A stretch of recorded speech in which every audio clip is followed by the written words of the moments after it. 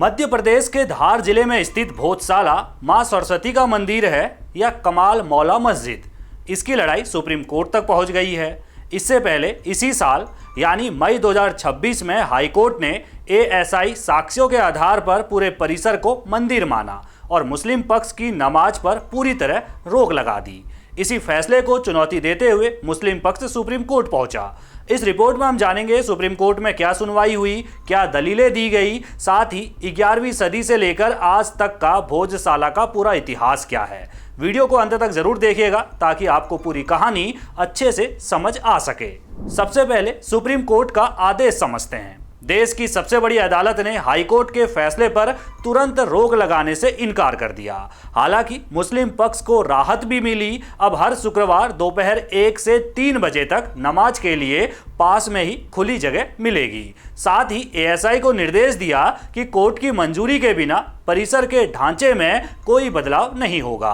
अगली सुनवाई 3 सप्ताह बाद होगी। मुख्य न्यायाधीश सूर्यकांत, न्यायमूर्ति जॉय माल्या बागची और न्यायमूर्ति वी मोहन की पीठ ने इस मामले की सुनवाई की। कोर्ट ने मुस्लिम पक्ष की याचिकाओं पर नोटिस जारी करते हुए सभी पक्षों से जवाब मांगा है। अब बात करते हैं कि वकीलों ने कोर्ट में क्या तर्क रखे। मुस्लिम पक्ष के वरिष्ठ वकील हुजैफा अहमदी और अभिषेक मनु सिंघवी ने दलील दी कि हाईकोर्ट के फैसले से सालों से चली आ रही धार्मिक व्यवस्था अचानक बदल गई, जिससे मुस्लिम समुदाय को बड़ा झटका लगा है और वो धार्मिक गतिविधियों से बाहर हो गए हैं। सिंघवी ने तर्क दिया कि यह फैसला पूजा स्थल अधिनियम 1991 की भावना के खिलाफ है। उन्होंने पुराने सरकारी रिकॉर्ड्स का हवाला देते हुए कहा कि यहाँ लंबे समय से नमाज होती आ रही थी। वहीं दूसरी तरफ केंद्र सरकार के सॉलिसिटर जनरल तुषार मेहता ने कोर्ट को बताया कि हाईकोर्ट के फैसले के बाद से प्रशासन ने स्थिति को बेहद शांतिपूर्ण तरीके से संभाला है।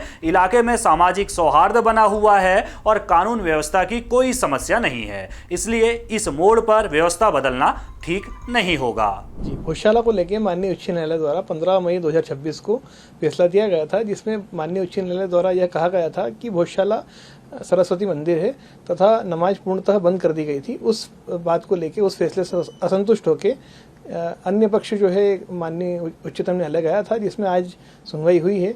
जिब्रान अंसारी नाम से पिटीशन थी, उसमें माननीय न्यायालय द्वारा नोटिस जारी किए गए हैं तथा जितने भी पार्टी हैं, पक्ष हैं, उनको सबको नोटिस जारी करा है तथा माननीय न्यायालय द्वारा किसी को भी स्टे देने से इनकार कर दिया गया है तथा अन्य लोगों द्वारा नमाज के लिए परमिशन मांगी थी, तो ऑनरेबल कोर्ट द्वारा जो भोजशाला परिसर के पास में लगी हुई ज़मीन है उस पर नमाज के लिए अनुमति दी गई है तथा भोजशाला में अंदर नमाज के लिए कोई परमिशन नहीं दी गई है। ये जो नमाज के टाइम का ड्यूरेशन कोई दिया है, टाइमिंग दिया है कि इतने देर इतने घंटे? नमाज के लिए प्रत्येक शुक्रवार 1 बजे से 3 बजे तक का समय निर्धारित किया गया है इसमें, और एएसआई को एक डायरेक्शन और दिया है कि इसमें आप बिना न्यायालय की अनुमति के कोई भी परिवर्तन नहीं करेंगे। अब इस विवाद की जड़ को समझने के लिए हमें इतिहास में पीछे जाना होगा। भोजशाला का इतिहास 11वीं शताब्दी से शुरू होता है। मीडिया रिपोर्ट्स के मुताबिक साल 1034 में परमार वंश के राजा भोज ने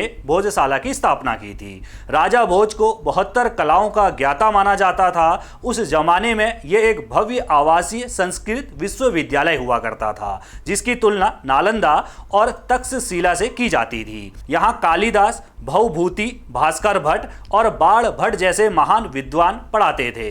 परिसर में मुख्य रूप से देवी सरस्वती का मंदिर था। इसके बाद 12वीं और 13वीं सदी के दौरान भारत में इस्लामी शासन आया। साल 1269 में अरब मूल के सूफी संत कमाल मौलाना धार में आकर बस गए। फिर साल 1305 में अलाउद्दीन खिलजी ने इस पूरे इलाके पर हमला करके कब्जा कर लिया और भोजशाला समेत कई मंदिरों को भारी नुकसान पहुंचाया। इसके बाद 1569 में महमूद खिलजी ने इसी परिसर के पास चिश्ती संत कमाल मौलाना का एक मकबरा बनवा दिया, जिसकी वजह से मुस्लिम समाज इस पूरे परिसर को कमाल मौला मस्जिद कहने लगा। आगे चलकर ब्रिटिश काल के दौरान साल 1857 में जब यहाँ खुदाई की गई तो देवी सरस्वती, जिन्हें वाग्देवी भी कहा जाता है, उनकी एक प्राचीन प्रतिमा निकली। उस समय के ब्रिटिश अधिकारी विलियम किनकेड इस मूर्ति को अपने साथ लंदन ले गए और ये मूर्ति आज भी लंदन के एक म्यूजियम में रखी हुई है।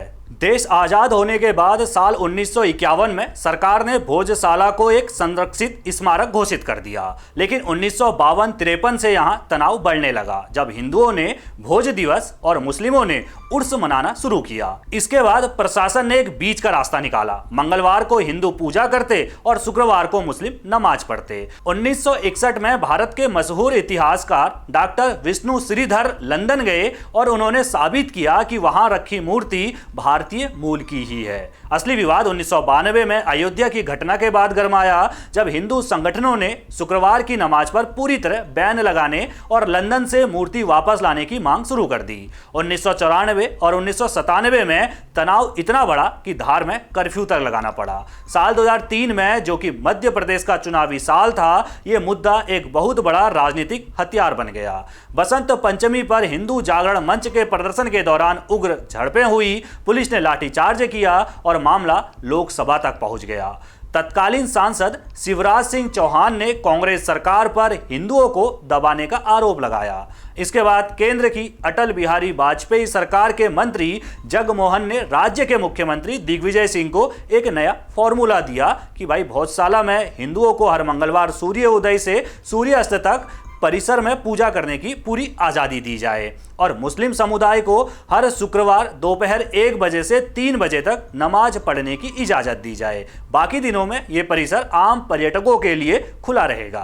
यह फैसला इसलिए बड़ा था क्योंकि कांग्रेस सरकार ने हिंदुओं को केवल मंगलवार को महज 2 घंटे के लिए ही पूजा की अनुमति दी थी। बीजेपी ने इस फॉर्मूले और हिंदुओं के अधिकारों के मुद्दों को चुनाव में बहुत बड़ा मुद्दा बनाया। उमा भारती ने दिग्विजय सिंह की सरकार पर चौतरफा हमले किए। इसका जनता पर इतना बड़ा असर हुआ कि दिसंबर 2003 के मध्य प्रदेश के चुनाव में कांग्रेस की करारी हार हुई।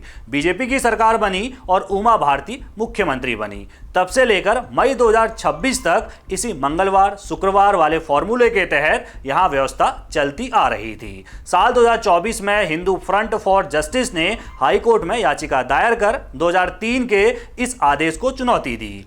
11 मार्च 2024 को इंदौर बेंच ने एएसआई को पूरे परिसर का वैज्ञानिक सर्वे करने का आदेश दिया। 15 जुलाई 2024 को एएसआई ने अपनी 2000 पन्नों की रिपोर्ट जो है वो कोर्ट को सौंप दी। इस रिपोर्ट में कई चौंकाने वाले खुलासे हुए।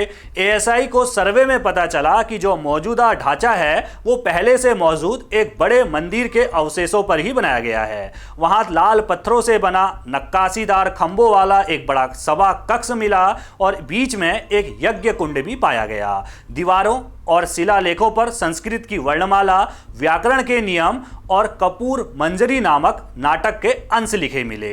रिपोर्ट में साफ कहा गया कि खुदाई में मिले ये अवशेष परमार काल के हैं और खंभों और दीवारों पर बनी इंसानों और जानवरों की आकृतियों को जानबूझकर मिटाने या खराब करने की कोशिश की गई थी।